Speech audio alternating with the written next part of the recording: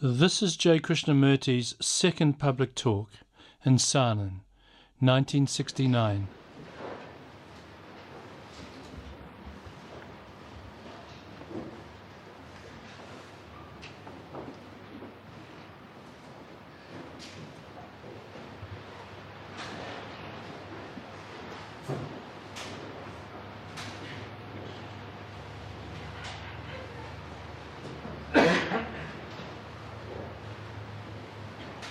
May we go on with what we were talking about the other day when we met here.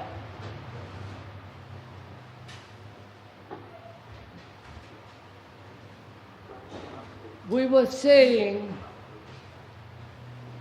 how important it is that there should be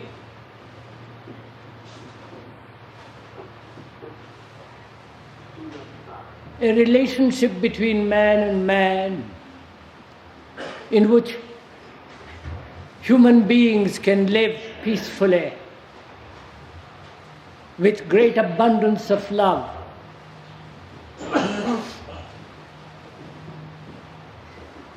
And we said that as most human beings are in constant battle with themselves, their life a battlefield, not only within themselves, but also outwardly, as in wars, the division of nationalities, religious separatism, and also inwardly, the division, the contradiction, the aggressiveness, the violence. All this prohibits right relationship. And our problem is whether it is at all possible to be free of this conflict so that we can live in freedom, in peace, having great understanding and naturally great affection and love. Is that possible?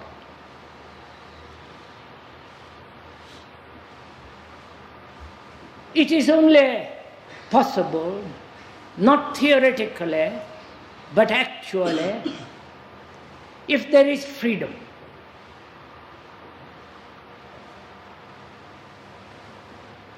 Freedom has been translated by the younger generation as doing what one likes. Sexual freedom and various forms of self-assertive, self-centered pursuit of what one calls freedom. And the older generation want freedom only in a very, very small, limited area.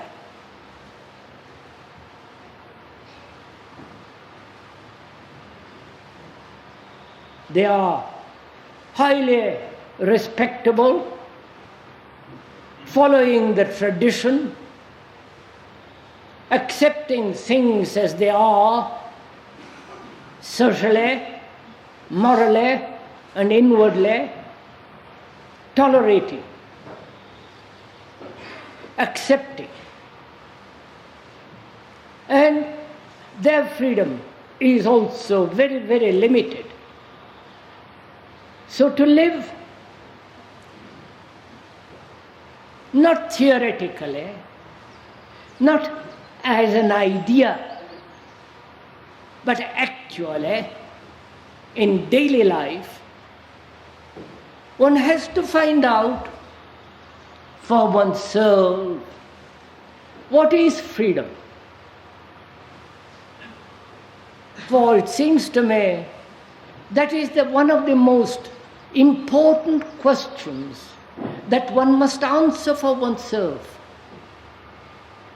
not depending on some prejudice or some ideal or what you want freedom to be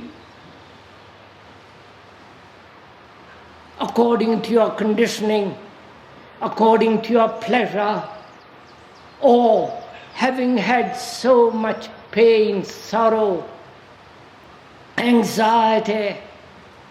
And to those, freedom means to rid of all this anxiety, sorrow, fear, pain.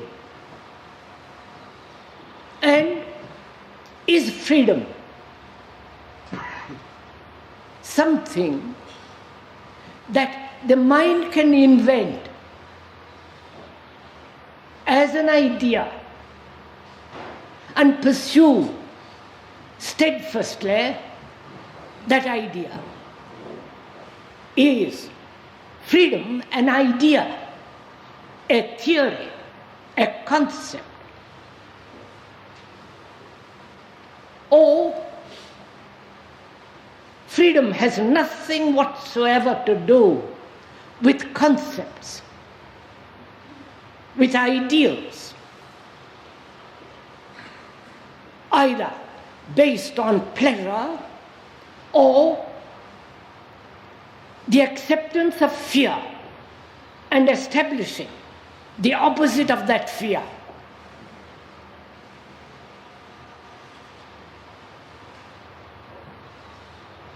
Because if the mind is not free, one cannot possibly have right relationship with another.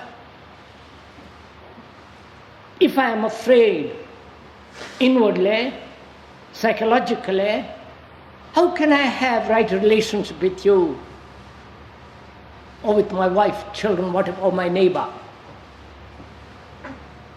How can there be right relationship if there is any sense of competition between you and me?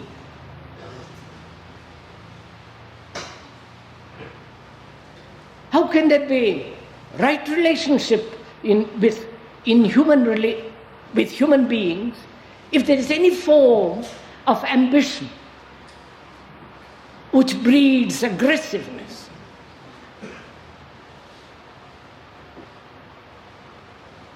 So, to bring about in ourselves and in the world, there must be a complete and total change psychologically, inwardly. And to understand what the implication of this change, as we were saying the other day, one must naturally understand what the real freedom is.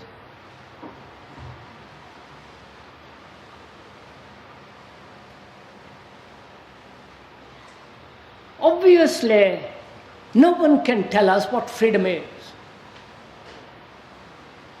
Neither the church, nor the politician, nor the teacher, or the guru, and especially the speaker. He cannot possibly tell you what freedom is. He can only describe it verbally.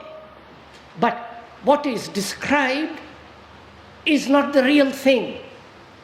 The description is not the described. And one has to find out for oneself what it is.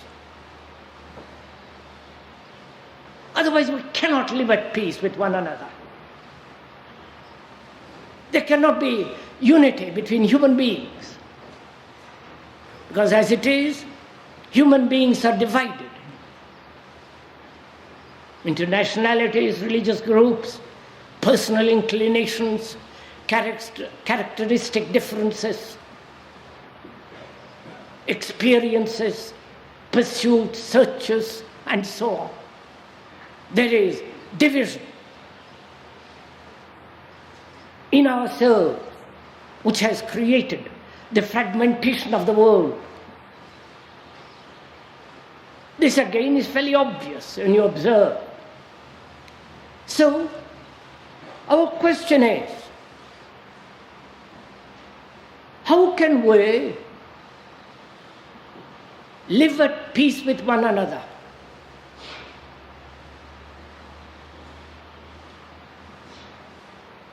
Not intellectually, not theorize about it, not accept any theological concept of it or philosophical speculation about it, but as one is in constant struggle, constant battle within oneself, unless one finds this out, actually, not in a supposed state, but actually in our daily living, every moment of the day find out what it means to live in freedom.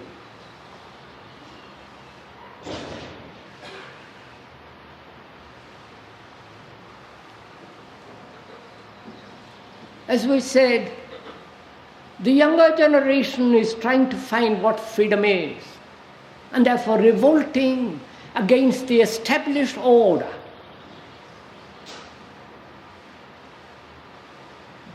Established morality, established economic condition, revolting against war, against the established universities and so on and on and on, right through the world. Is this revolt freedom?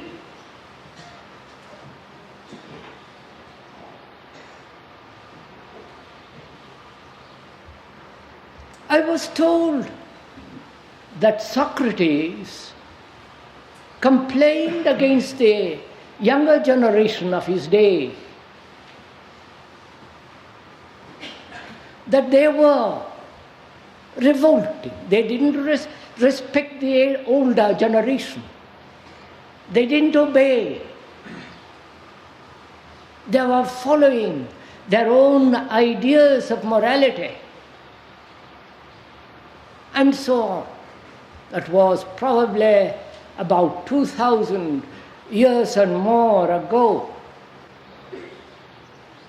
Every generation complains of the younger generation.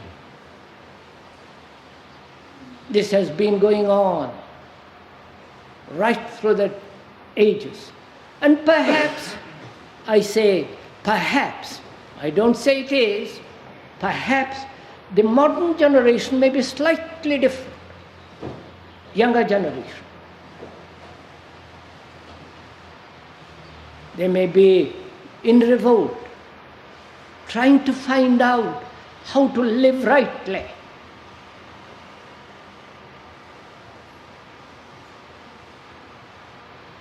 Search out a way of true relationship between man and man.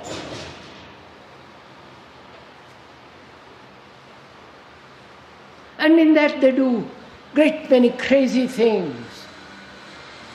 Taking drugs, free sexual relationship, hippies, all the rest of it. And the older generation looks on tolerantly or in opposition to what is going on.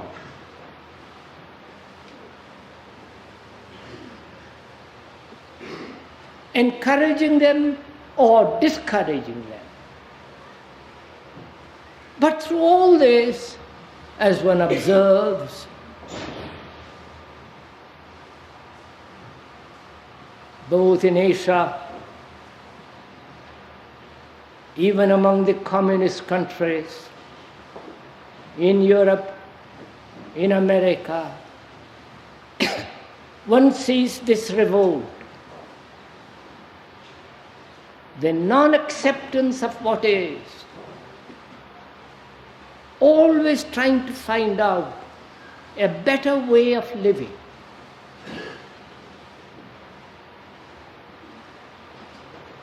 And this division between the old and the young is most unfortunate.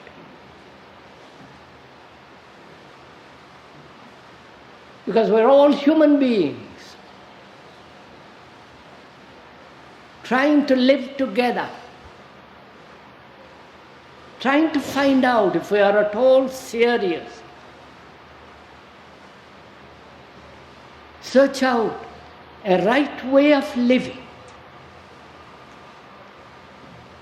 And as we said the other day when we met here, the purpose and the intention of these talks here is to find out how to live in freedom and yet with peace, with clarity, without confusion, sorrow, and having a heart that is full, not filled by the mind. And that's what we are going to do if we can do this. So, the first thing to find out is, for ourselves, for each one of our souls, what is freedom? And it requires great inward clarity to find out. Great discipline.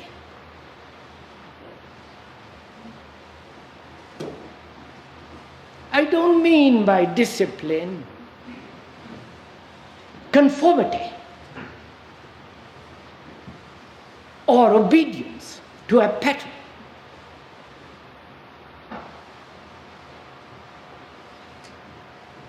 Or accepting the standard morality and following it. We mean by discipline, the word itself means to learn, not to follow anybody.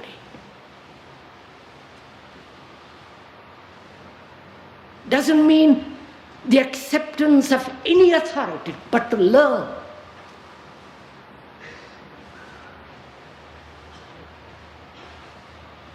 And to learn, one must have naturally easy acceptance of a mind that is earnest, serious. And an earnest mind, a mind that is intense, is in itself discipline. So we are going to learn together what is freedom. Not your concept of it or my concept of it, or what the religious leaders say or don't say. If you have a concept or a formula of what freedom is, then you are not learning about freedom.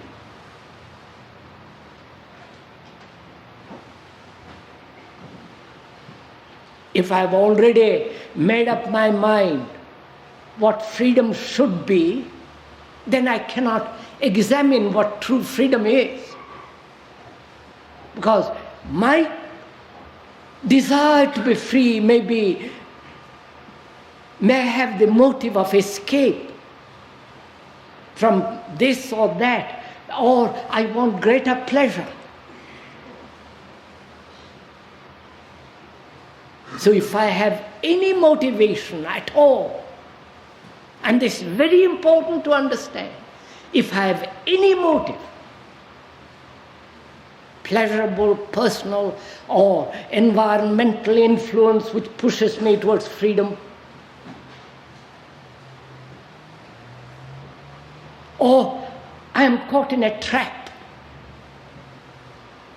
of society, trap which I have built for myself. If I want to escape from it and call that escape freedom, then I cannot possibly learn what freedom is. So let us be very clear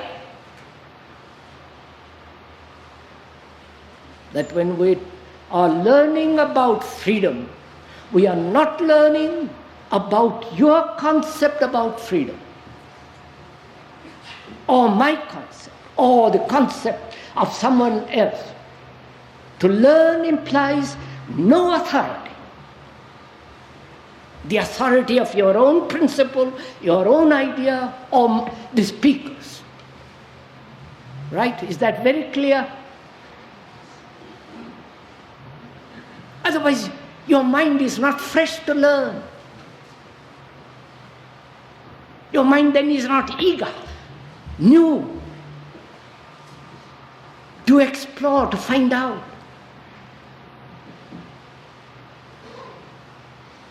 You know, philosophers right through the world, both religious and the non-religious philosopher, have described in so many ways what freedom is,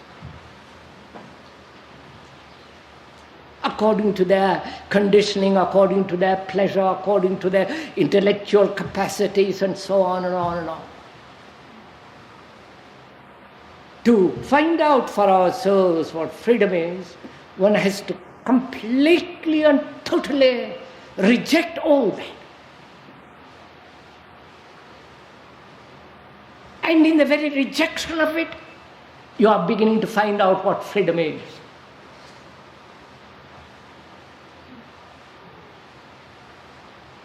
You are rejecting it not because you don't like Kant or prefer somebody else.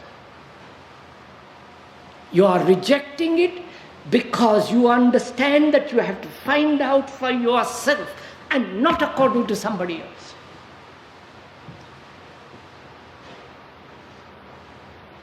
Therefore, you have to apply all your energy to find out.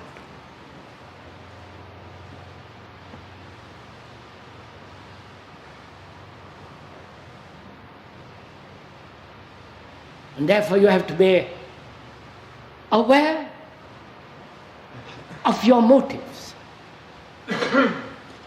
of your intentions. Whether you call freedom an escape,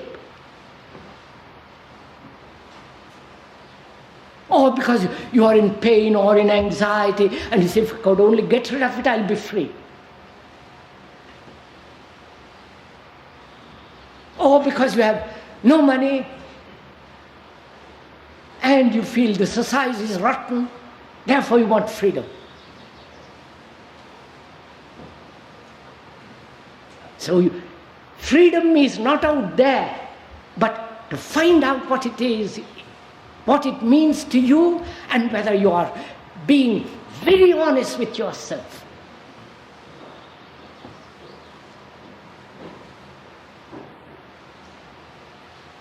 And to learn means to observe. Not only observe what is taking place in the world, outwardly, out there, but also to observe inwardly.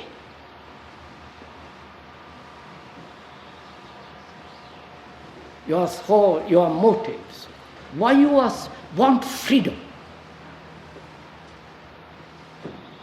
You understand? A small mind, a petty little mind, an emotional little mind wants freedom. Its freedom is equally petty, small, emotional, shoddy.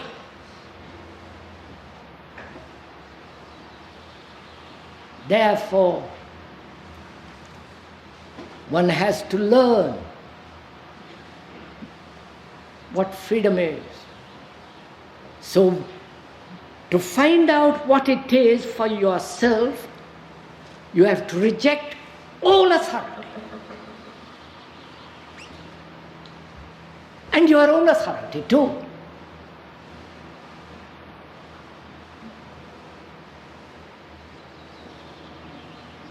And to reject all authority, you have to understand it, not revolt against it. To understand what are the implications of authority. To study it, to inquire into it, to explore it, to go to the very root of authority. Why human beings, you accept authority.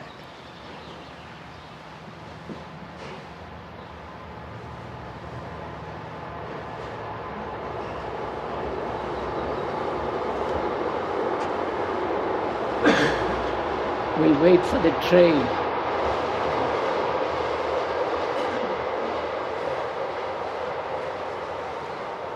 I wonder if you have ever asked why you accept authority.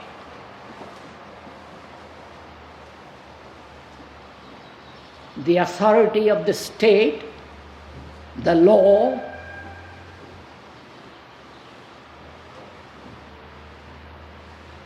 as the policeman, the lawyer, and all the rest of it, the authority of the priest, the authority of the intellectual idealist,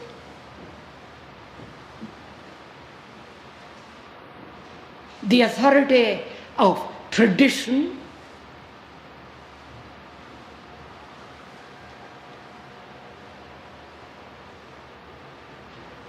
and if you have rejected it, why have you rejected it? And have you your own authority, which is your own feeling that you know?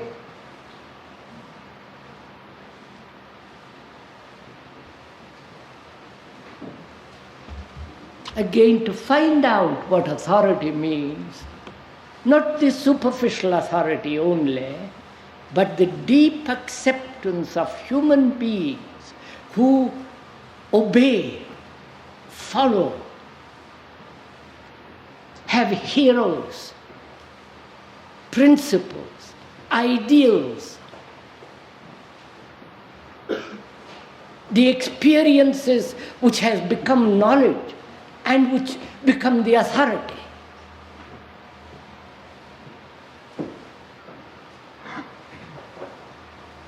Now, if you question yourself why you accept authority, we're not rejecting authority. We're not saying authority is right or wrong, good or bad. We're trying to learn about authority. And therefore, when you learn, you are free of it.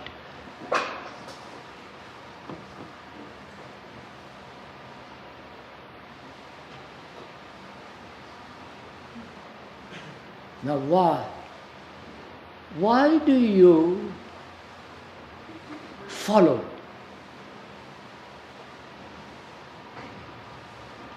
Now, why are you listening to the speaker?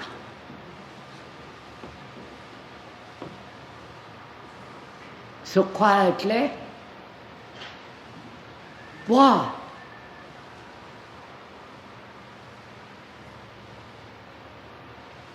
Have you set the speaker as an authority and therefore hoping to get something out of that? Or are you listening to find out what is truth and what is falsehood? The speaker may be telling falsehood, or he may not be conveying what is true. But if you accept him as authority, you have ceased to learn.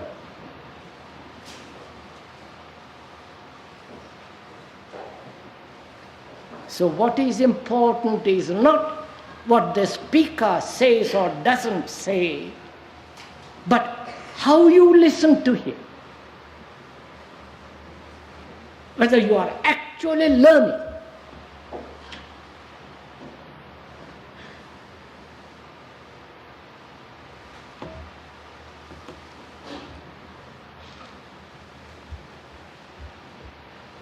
And we are inquiring into freedom, what it means, and to live it daily, not as an idea, live a different kind of life, and there is a contradiction between the idea and the actuality.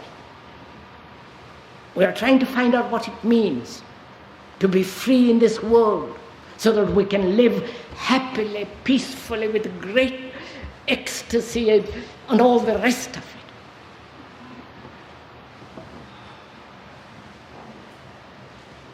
So you have to find out for yourself what are the implications of authority, the origin of authority.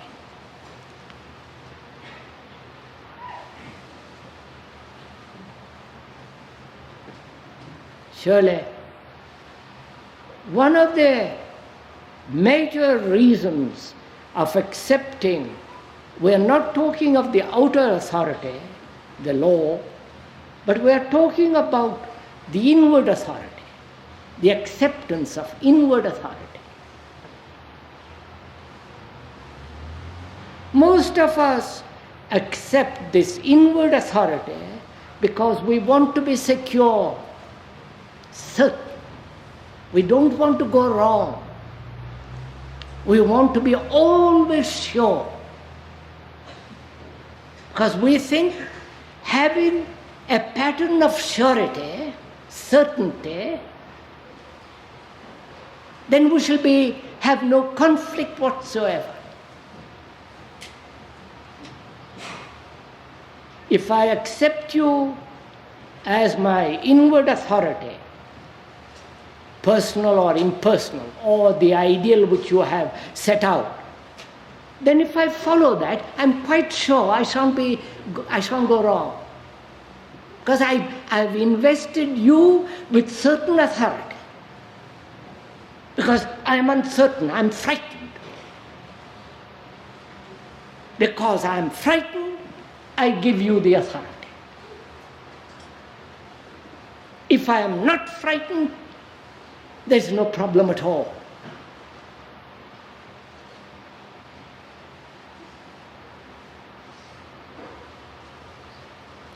And also, one accepts authority because one wants to understand or gain a certain state of enlightenment, a certain state of understanding, called God, truth, whatever that is.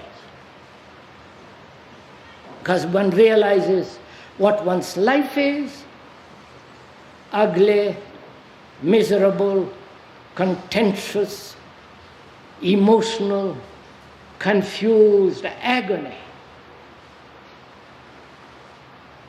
And to escape from that, I say, you know better than I do. Tell me how to get out of this misery. And to escape, I invest you with the authority. Because I'm frightened, I don't know what to do.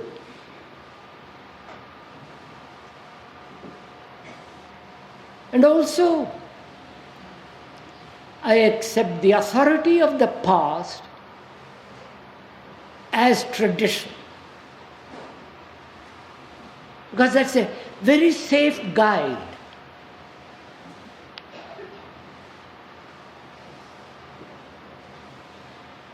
And that tradition, whether it be old or modern, established by this society as moral, or I myself established that authority of morality for myself. Any established order of morality is immoral. Right?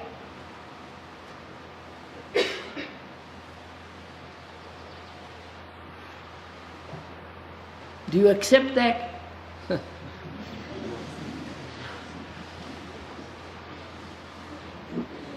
Because then I'm merely following, accepting, conforming. And surely that is not morality. Morality means living, finding out, inquiring, to be without fear, to inquire. And where there is no fear, one is profoundly born.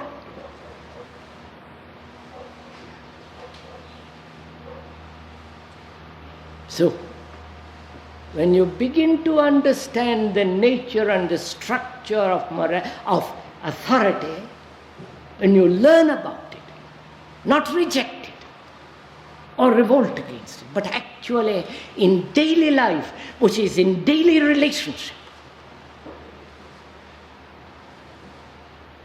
Because life is relationship. Life is a movement in relationship. Life is the constant process of learning.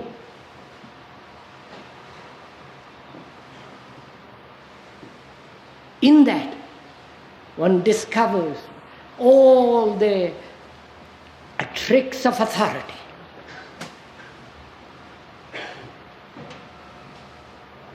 Then, when the mind has learned what it means, what authority means, not verbally, not intellectually, but deeply in one's heart and mind understands it, then there is a quality of freedom.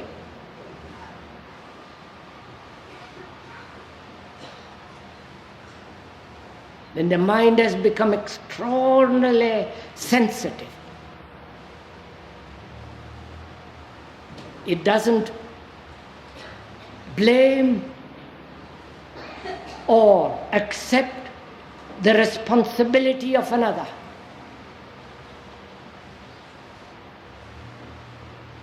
The responsibility of living, understanding, learning is your own.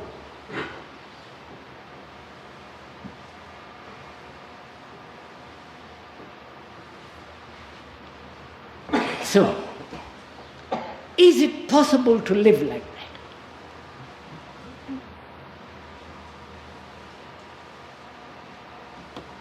Is it possible to live a daily life?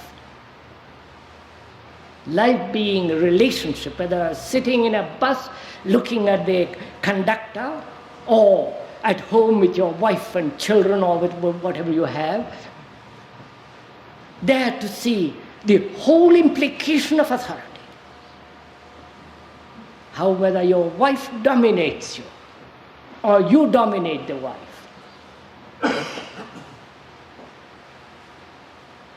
Because you want pleasure, you want comfort, you want security. Therefore follow, obey, put up with the nagging.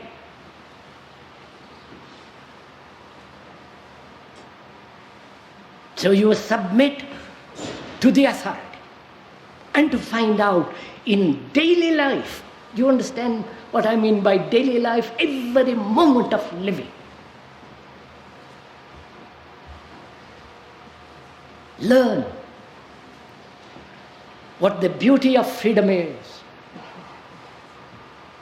Because without that, there will be no peace in the world, either in your heart or in the environment in which you live.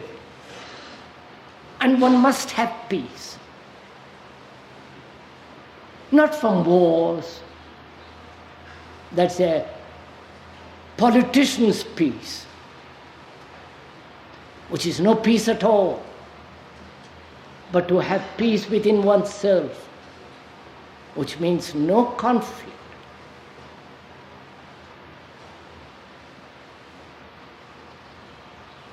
And is this possible to live this kind of life in every day and every minute. Which means one must understand the nature and the source of conflict.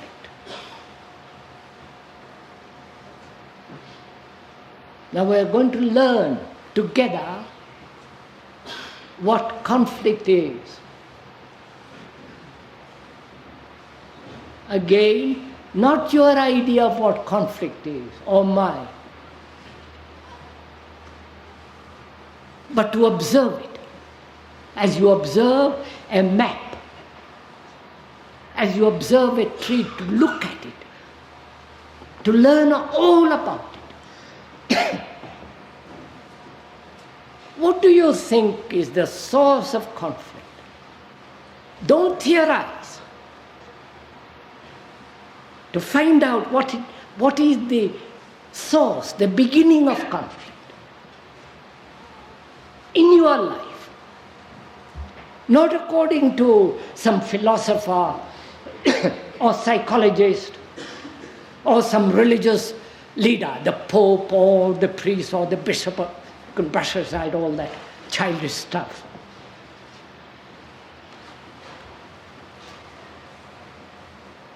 But to find out for yourself what is the origin of this human conflict, which exists within and therefore exists without. The two are not separate. You can't say if the world was, economically, socially, was made peaceful, then I'll have peace inwardly.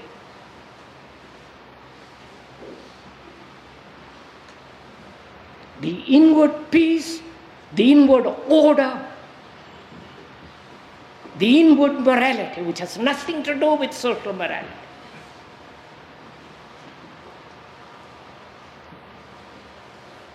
When there is disorder within, there is disorder without. So we have to find out for ourselves, that is to learn what is the beginning of this conflict in man.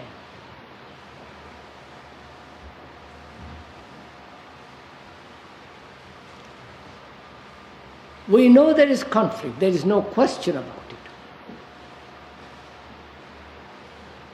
Anybody who says, oh, there is no conflict, either he is neurotic or he is blind to what is going on within and without, or he doesn't want to look at it at all. He lives on a superficial life of entertainment, whether entertained by the church, by politics, or by football. They're all the same. We are talking of a man who is serious, who is deeply concerned,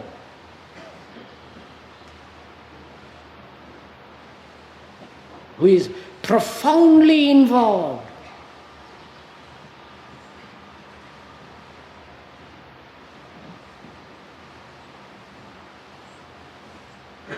What is the origin to such a man of all this battle that's going on within the misery, the conflict, the confusion, the agony, the despair, the hope?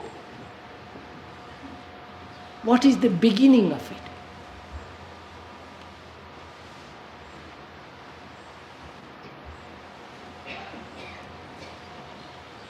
Don't invent a reason.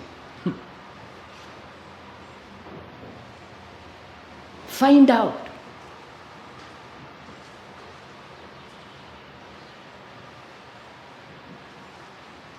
Now,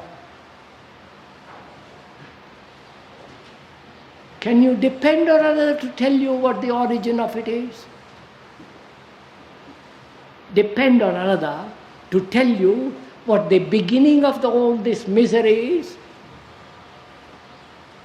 Do you have faith in anybody?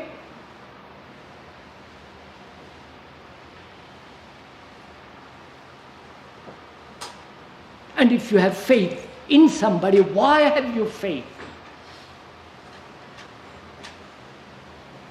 Which doesn't mean you become cynical, bitter.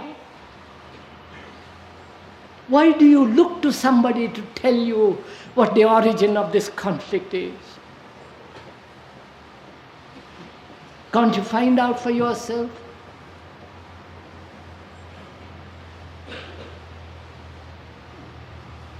Are you waiting for me to tell you?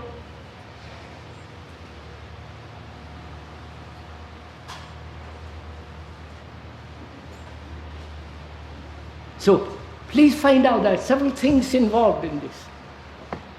We are asking, please do be serious and find out. We are asking, what is the beginning, the origin of this extraordinary misery, the pain, the tremendous sense of anxiety and fear, the beginning of it. And if you are waiting to be told the beginning of it, then it will not be your own discovery. And it's very important to find out for yourself. Because you are the total structure of man. You are not an individual living in a potty little country like Switzerland or France. You are the whole of mankind. Both historically and actually. Because what you are here, the same man is in India, in China, in America, groping, searching, longing, in despair, in tears.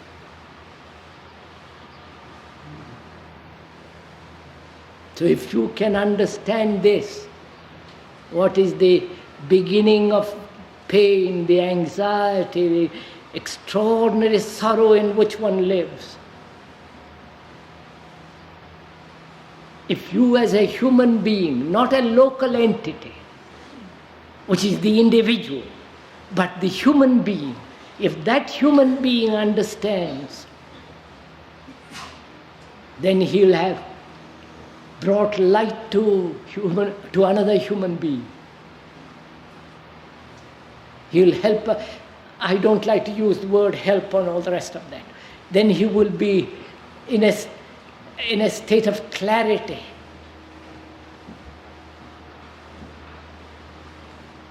What do you think it is? I really have not asked this question.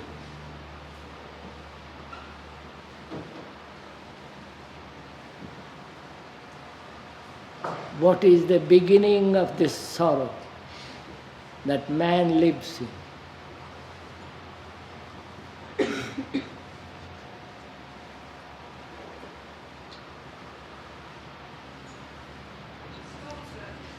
And as so, madam, we'll ask that question presently. Let me talk a little while, I'm sorry. Give me 2 or 3 minutes, and then you can ask questions afterwards.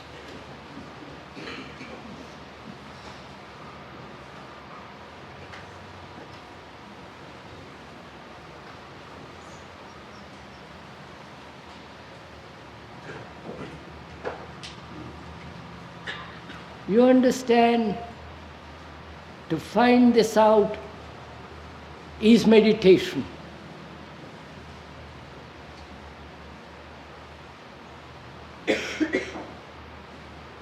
Find out why, as a human being, one lives in sorrow.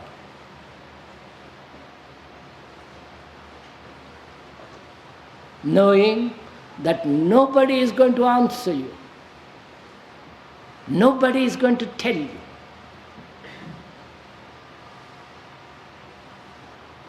And to find out, you must have tremendous energy.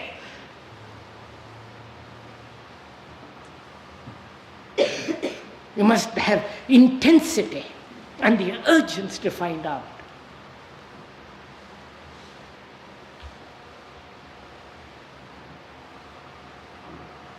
This is not a bourgeois question. Whether you live in the communist world or in the capitalist world, you have to answer this question.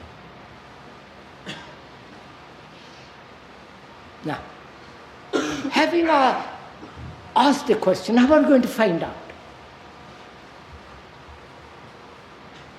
How are you going to find out for yourself what is the origin, the beginning of sorrow? Not how to end it.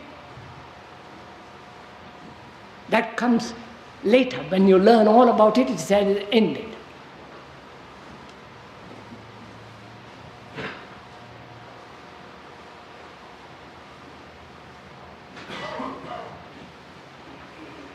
Now, how do you find out?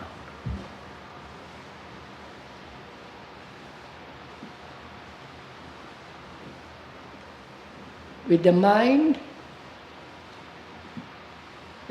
go slowly, step by step, please follow it. With your mind, that is the mind that has already concluded, that has certain memories, certain formulas of what other people have said or what you have said. A verbal inquiry, which is generally the intellectual inquiry. You understand? Are you going to use the intellect to find out? Right? Are you? You understand? See the difficulty first. If you are asking the question intellectually, then you are asking a question which is already broken up, which is already fragmented. If you say, I'll answer it by the intellect. Right? This is a very profound question. Real, total question.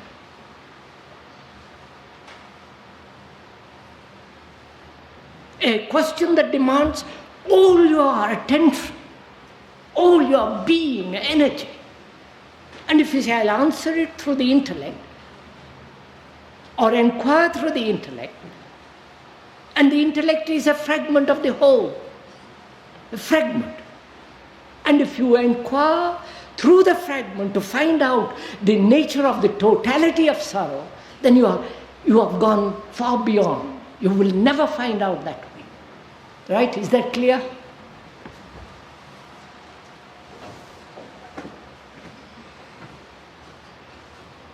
Intellect being thought,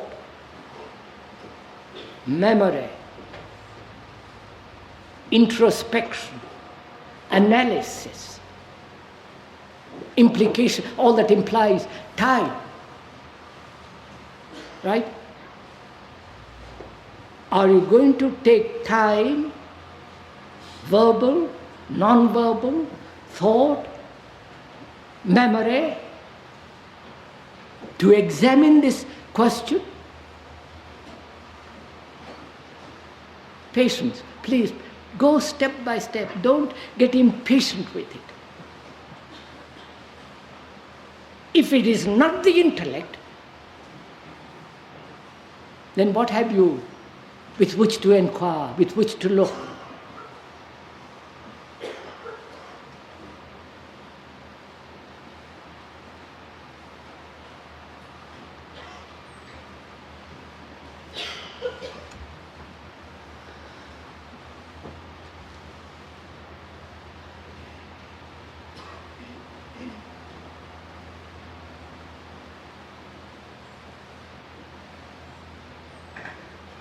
Well, for most of us, intellect has become extraordinarily important. We have cultivated that instrument at the expense of any other instruments. We adore, worship thought, the intellect, the reason, the capacity to analyze, dissect. You follow? And we think we'll understand it. Do you understand the flower by tearing it apart?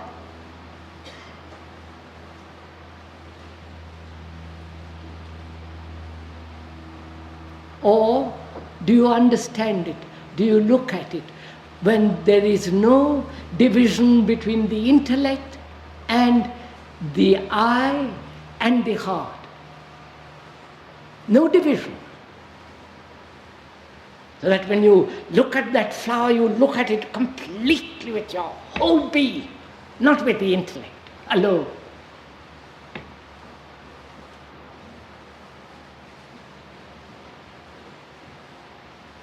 So can you look at try to find out, explore, learn the origin of sorrow?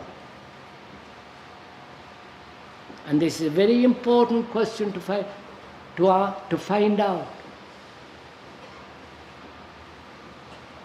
Because in that one question, in that one problem, all other problems are included. All problems, economic, social, heaven, hell, every problem is involved in that one marvelous, most profound question.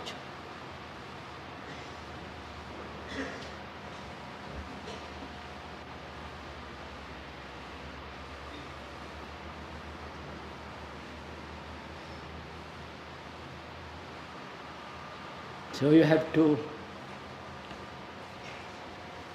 find out and learn if there is another instrument which can look without time, without analysis.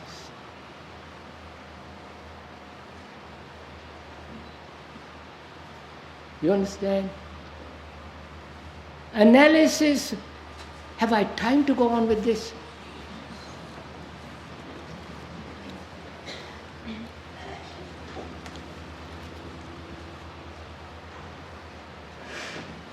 It's nearly 11:30. Do I go on with this? Yes.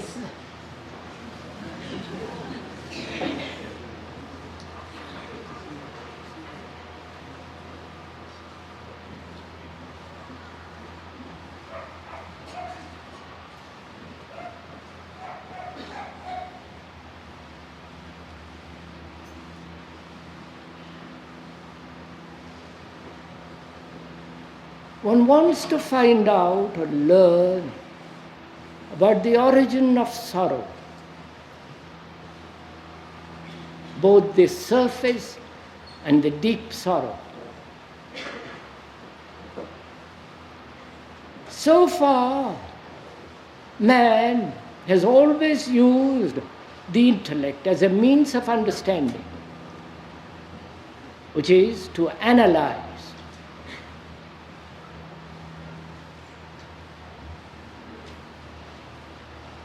to introspect, to examine. Now, to analyze implies time, right?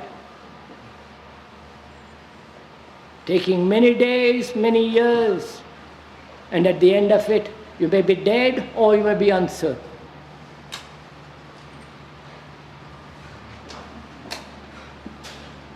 That's a fact. And also to analyze very clearly, the analyzer must be without any shadow of prejudice, right? Otherwise your analysis has no meaning.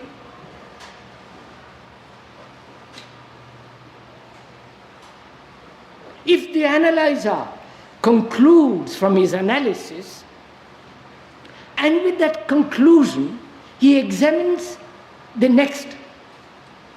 He is already approaching that next problem with a conclusion which he may be prejudiced, right?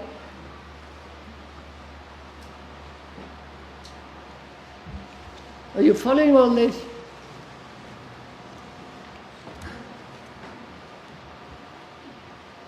I said, the speaker said, the whole question of analysis implies time. And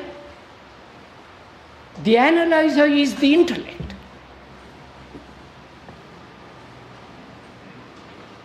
who has learned from experience how to look, how to analyze.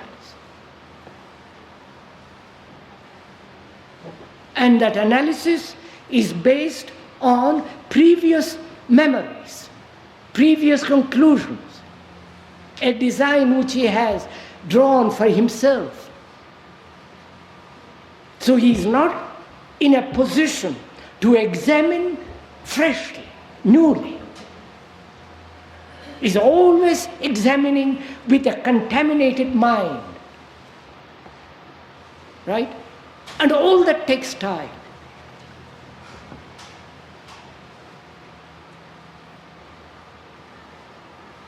Right?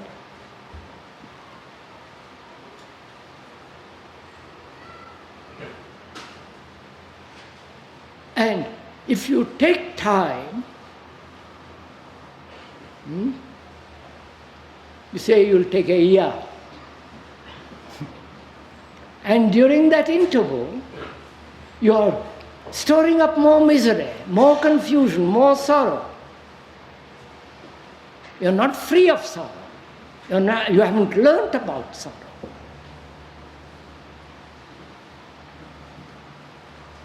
So one has to find out how to look without analysis, without time,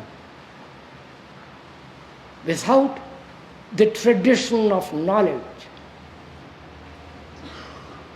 That's quite a problem, isn't it?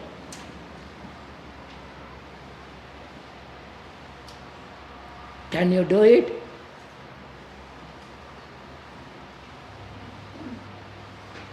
That is to look completely, totally, without any distortion. Distortion being time, distortion being tradition, knowledge, memory. You try sometime to look at a cloud, the tree, the running waters, or your wife or your husband, without any distortion, without any image. Try it. Then you will find out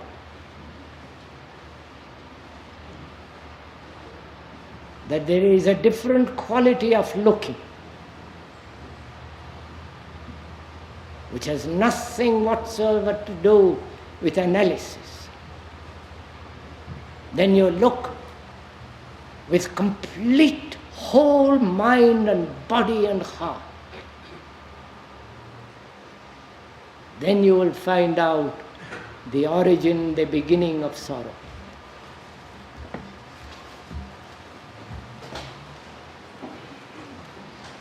We'll go on. Is it on Tuesday? Going into this matter again. Somebody, would you like to ask questions of what we have talked about?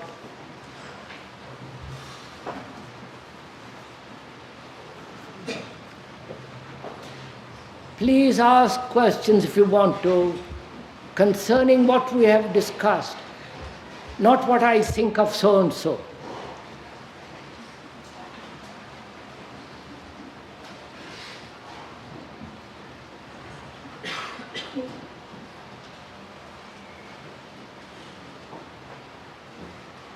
If you have no questions to ask, let's not sit. It's too hot in here.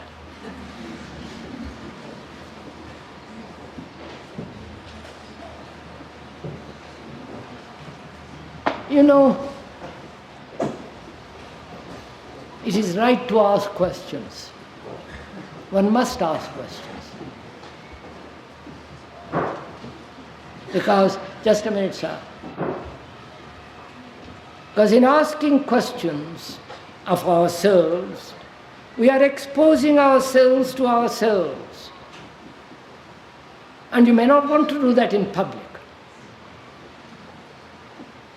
Because we're rather vague.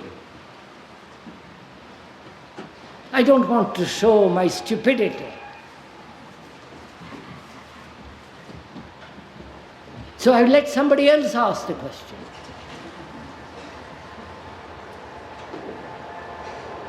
And to ask the right question.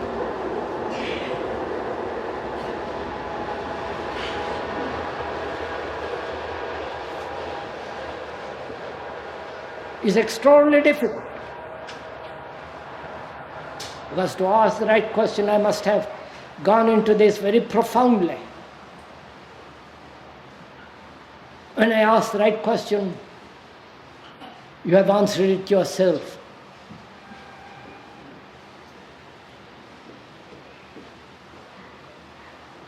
And that is the beauty of asking a question.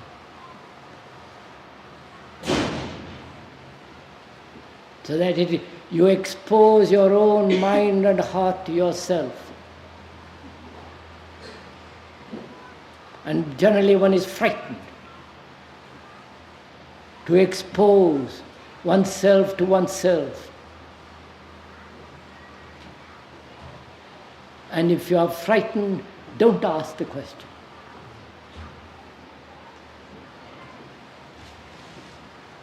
Is that enough for today? I think so, don't you?